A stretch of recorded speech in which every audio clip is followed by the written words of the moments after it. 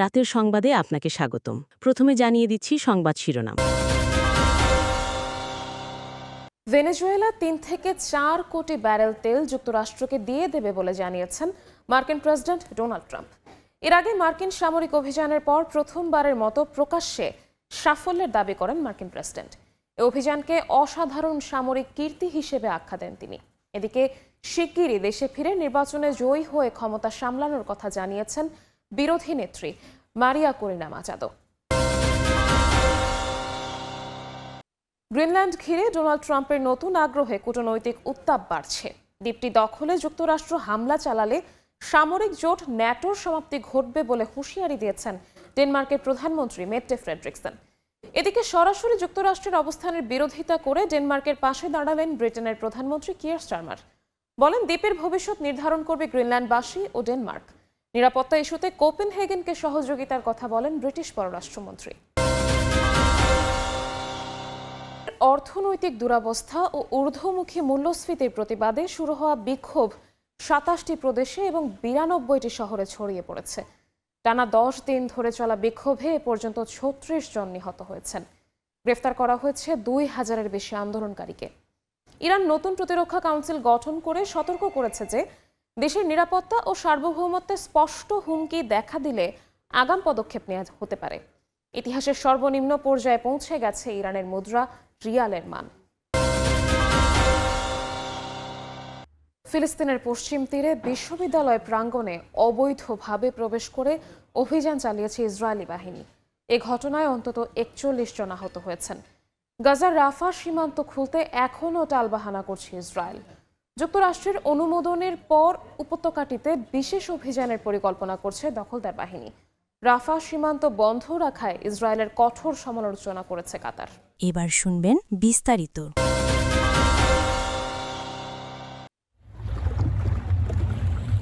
ভেনেজুয়েলাকে ঘিরে এক যুগান্তকারী সিদ্ধান্তের ঘোষণা দিয়েছেন মার্কিন প্রেসিডেন্ট ডোনাল্ড ট্রাম্প। নিজ মালিকানাধীন সামাজিক মাধ্যম ট্রুথ সোশ্যালে ট্রাম্প জানান, মধ্যপ্রাচ্য ও দক্ষিণ আমেরিকার গুরুত্বপূর্ণ তেল ভূগর্ভস্থ সম্পদ বিশিষ্ট ভেনেজুয়েলা ৩ থেকে ৫ কোটি ব্যারেল জ্বালানি তেল যুক্তরাষ্ট্রকে প্রদান করবে। ট্রাম্পের ভাষ্য অনুযায়ী এসব তেল বাজার মূল্যে বিক্রি হবে। এই জ্বালানি তেল থেকে সংগৃহীত অর্থ তার তত্ত্বাবধানে রাখা হবে, যাতে তা ভেনেজুয়েলা ও যুক্তরাষ্ট্রের জনগণকে সুবিধা দেয়। রিপাবলিকান সদস্যদের উদ্দেশ্যে দেয়া বক্তব্যে মার্কিন প্রতিরক্ষা বাহিনীর ভূয়সী প্রশংসা করেন ট্রাম্প। নিকোলাস মাদুরোকে আটকের সময় অনেক কিউবান সেনা নিহত হয়েছেন বলে জানান তিনি। তবে সেই বিষয়ে কোনো ভ্রুক্ষেপ না করেই সরাসরি মার্কিন সেনাদের সাফল্যের গুণগান গাওয়া শুরু করেন ট্রাম্প। তিনি দাবি করেন, যুক্তরাষ্ট্রের সেনাবাহিনীর কাছে পর্যাপ্ত সুরক্ষা কাঠামো না থাকা সত্ত্বেও তারা নিজেদের রক্ষা করেছেন। অন্যদিকে কিউবান সেনারা মার্কিন অভিযান বিষয়ে আগাম বার্তা পেয়েও নিজেদের রক্ষা করতে ব্যর্থ হয়েছে। তিনি অভিযানের কৌশল ও সামরিক সক্ষমতাকে দুর্দান্ত আখ্যা দেন। সত্যি এটি অসাধারণ সামরিক অভিযান ছিল। মানুষ আমাকে ধন্যবাদ জানাচ্ছেন। সবাই বলছে এটি ইতিহাসে অন্যতম জটিল ও অবিশ্বাস্য অভিযান। ১৫২টি বিমান ব্যবহার করা হয়েছিল। অনেক সেনা নেমেছিল মাঠে। আমরা যথেষ্ট সংখ্যক পায়ে হেঁটে অভিযান চালিয়েছিলাম, কিন্তু সব মিলিয়ে এটা সত্যি চমৎকার ছিল। ভেনেজুয়েলার কর্তৃপক্ষ ও কিউবা জানিয়েছে, অভিযানে ভেনেজুয়েলার নিরাপত্তা বাহিনীর অন্তত ২৪ সদস্য সহ মোট ৫৬ জন নিহত হয়েছেন। কিউবার সরকারের হিসেব অনুযায়ী ভেনেজুয়েলায় কর্মরত তাদের ৩২ জন সেনা ও পুলিশ নিহত হয়েছেন। ভেনেজুয়েলার অ্যাটর্নি জেনারেল এই মৃত্যুকে যুদ্ধাপরাধ আখ্যা দিয়ে তদন্তের ঘোষণা দিয়েছেন এবং মাদুরো ও তার স্ত্রীকে মুক্তির দাবি তুলেছেন।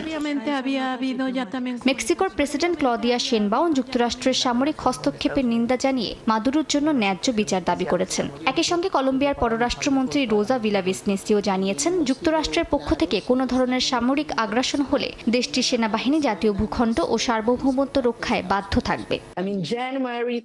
ভেনেজুয়েলার বিরোধী দলীয় নেত্রী ও শান্তিতে নোবেলজয়ী মারিয়া করিনা মাচাদো শীঘ্রই দেশে ফেরার ঘোষণা দিয়েছেন এবং যুক্তরাষ্ট্র সমর্থিত অন্তর্বর্তী প্রেসিডেন্ট হিসেবে সাবেক ভাইস প্রেসিডেন্ট ডেলসি রদ্রিগেজের কর্তৃত্ব প্রত্যাখ্যান করেছেন। অজ্ঞাত স্থান থেকে ফক্স নিউজকে দেওয়া সাক্ষাৎকারে মাচাদো জানান, তার নেতৃত্বাধীন আন্দোলন একটি অবাধ ও সুষ্ঠু নির্বাচনে জয়ী হতে প্রস্তুত। এ সময় মার্কিন প্রেসিডেন্ট ডোনাল্ড ট্রাম্পের ভূয়সী প্রশংসা করেন মাচাদো এবং মাদুরোকে উৎখাতে তার ভূমিকার জন্য কৃতজ্ঞতা জানান।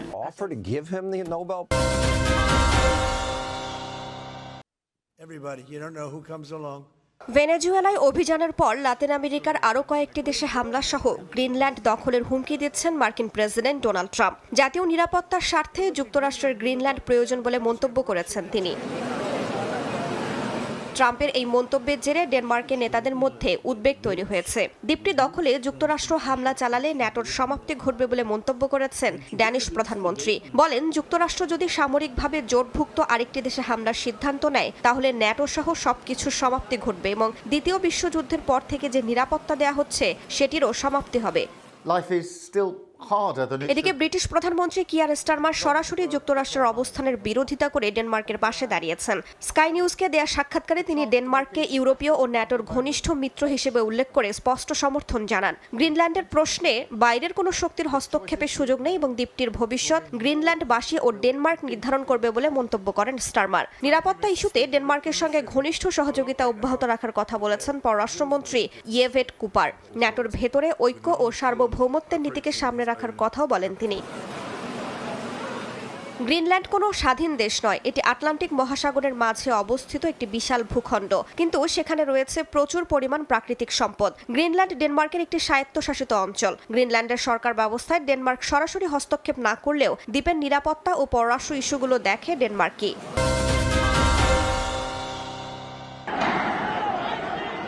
কোনোভাবেই থামছে না ইরানের বিক্ষোভ। টানা 10ম দিনের মতো বিক্ষোভের কেন্দ্রবিন্দু তেহরানের গ্র্যান্ড বাজারে ব্যবসায়ীরা আন্দোলন চালিয়ে গেছেন। বিক্ষোভকারীদের ছত্রভঙ্গ করতে কাঁদানে গ্যাস ও জলকামানের ব্যবহার করেছে স্থানীয় নিরাপত্তা বাহিনী। তেহরানে শুরু হওয়া এই বিক্ষোভ দ্রুত ছড়িয়েছে দেশব্যাপী। বর্তমানে দেশটির অন্তত 27টি প্রদেশ এবং 92টি শহরে এই আন্দোলন দেখা গেছে। মানবাধিকার সংস্থার তথ্য অনুযায়ী 10 দিনে অন্তত 36 জন নিহত হয়েছেন, যার মধ্যে 2 জন নিরাপত্তা বাহিনী। 2000-এর বেশি মানুষকে গ্রেফতার করা হয়েছে। চলমান আন্দোলনের মধ্যে নতুন প্রতিরক্ষা কাউন্সিল মঙ্গলবার জানিয়েছে, ইরানের নিরাপত্তা, স্বাধীনতা ও ভূখণ্ডের অখণ্ডতা লাল রেখা এবং এগুলো অতিক্রম করলে স্পষ্ট হুমকি হিসেবে বিবেচনা করা হবে। কাউন্সিলের বিবৃতিতে বলা হয়েছে, কেবল রীতিমতো প্রতিরক্ষার মধ্যে সীমাবদ্ধ নয়, কোনো বাস্তব হুমকি দেখা দিলে আগাম পদক্ষেপ নেওয়া হতে পারে। যে কোনো হস্তক্ষেপ বা দেশজুড়ে স্থিতিশীলতার উপর আঘাতকে উপযুক্ত, লক্ষ্যভিত্তিক এবং সংকল্পবদ্ধ প্রতিক্রিয়ার সঙ্গে মোকাবিলা করা হবে। ইরানের সরকারি কর্মকর্তারা যুক্তরাষ্ট্র ও ইসরায়েলকে দেশের অভ্যন্তরীণ বিষয়ে হস্তক্ষেপ এবং সহিংসতা উস্কানির অভিযোগে অভিযুক্ত করেছেন। গত রোববার মার্কিন প্রেসিডেন্ট ডোনাল্ড ট্রাম্প হুঁশিয়ারি দিয়ে বলেন, ইরান যদি বিক্ষোভকারীদের হত্যা চালিয়ে যায় তাহলে যুক্তরাষ্ট্র শক্তিশালী প্রতিক্রিয়া দেখাবে। এর মধ্যে ইতিহাসের সর্বনিম্ন পর্যায়ে পৌঁছে গেছে ইরানের মুদ্রা রিয়াল। মঙ্গলবার আনুষ্ঠানিক বাজারে নতুন রেকর্ডে ডলারের বিনিময়ে হার প্রায় 15 লাখ রিয়াল, ইউরো প্রায় 17 লাখ রিয়াল এবং পাউন্ড প্রায় 2 কোটি রিয়াল। ইরানের সরকারি ভর্তুকি পরিবর্তনের পর খাদ্যপণ্যের দাম তীব্রভাবে বৃদ্ধি পেতে শুরু করেছে। রান্নার তেল, পনির ও মুরগির মূল্য প্রায় দ্বিগুণ হয়েছে। শুধু মৌলিক জিনিসপত্র কিনতেই হিমশিম খাচ্ছেন সাধারণ মানুষ।